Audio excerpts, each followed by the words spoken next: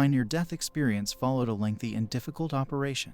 I was in excruciating pain when I came to in the recovery area, and I remember pleading with the nurse to let me pass away so that I wouldn't have to endure it anymore. She explained to me that I had gone through too much for her to allow something like that to take place. The next thing I knew, I was at this other location. It was as though I had entered another room altogether, but there was no room there. Where had I left off? The first thing that I was aware of was a gentle wind, and as I opened my eyes, I found myself surrounded by this brilliant, stunning light that appeared to be pulsating with love.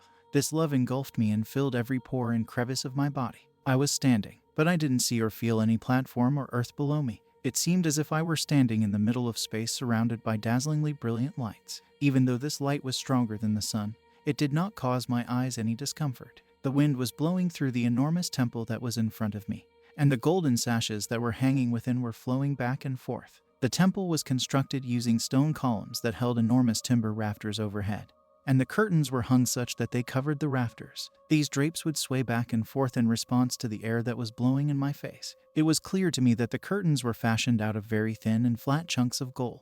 They were a little bigger than a cent in size. Although I was quite a ways away from the temple, I was able to get a fairly excellent look at it. During the procedure, I had the impression that I was about to pass away, yet I was very calm and collected. It was really quiet there, and all I wanted to do was take in all of the love that I was sensing at the time.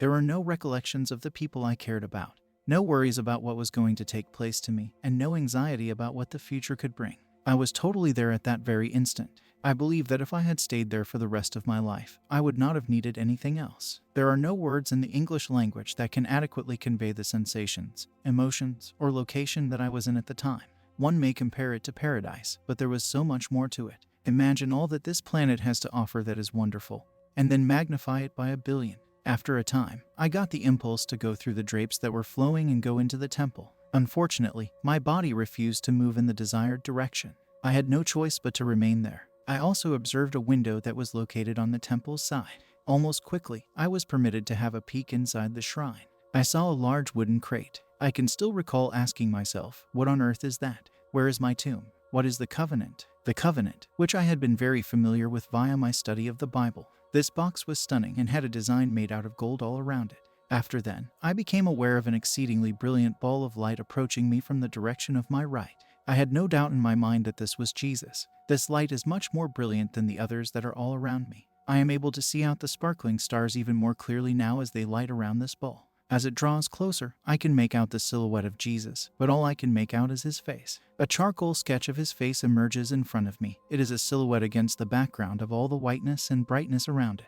I am unable to determine how much time has passed. However, the next thing I know, Jesus is communicating with me through telepathy. Although I cannot see his lips moving, I can clearly make out what he is saying.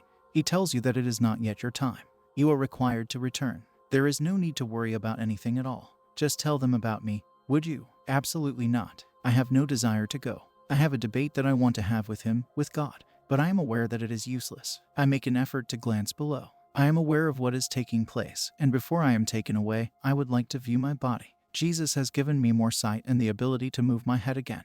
When I look, all I see is a white robe that is covered with many teeny tiny sparkles, and there is no trace of any portion of my body. It is stunningly lovely beyond compare. This is a really difficult time for me emotionally. I am aware that the unthinkable is taking place. I am in the midst of God's presence. I felt a mixture of astonishment, awe, and humility wash over me. Simply putting it into words does not do it justice. I am of the opinion that it is something that can only be known by the individual themselves. It is an unearthly, unfathomable joy and tranquility that overcomes you. Jesus gives me one final opportunity to take a look around.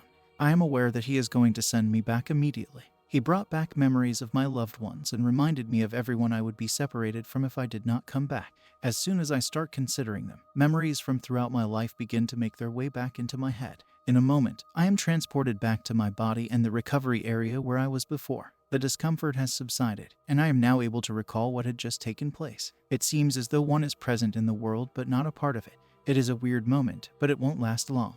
Almost instantaneously, my thoughts begin to rush. How could anything like this happen to me? How am I going to be able to convey this without appearing to be completely ridiculous? As I attempt to pull everything together, my thoughts are all over the place. At this time, it is getting on toward 9:30 in the evening. I am totally awake and feeling very much alive. My mind can only focus on one thing, and that is the feeling of being loved without conditions. Regarding my surgery, it made little difference what happened thereafter. I was aware of the presence of God and was continuing to bathe in His radiance. Were you shining as well? The nurse was then overheard speaking to the orderly about how difficult it was to stabilize the patient.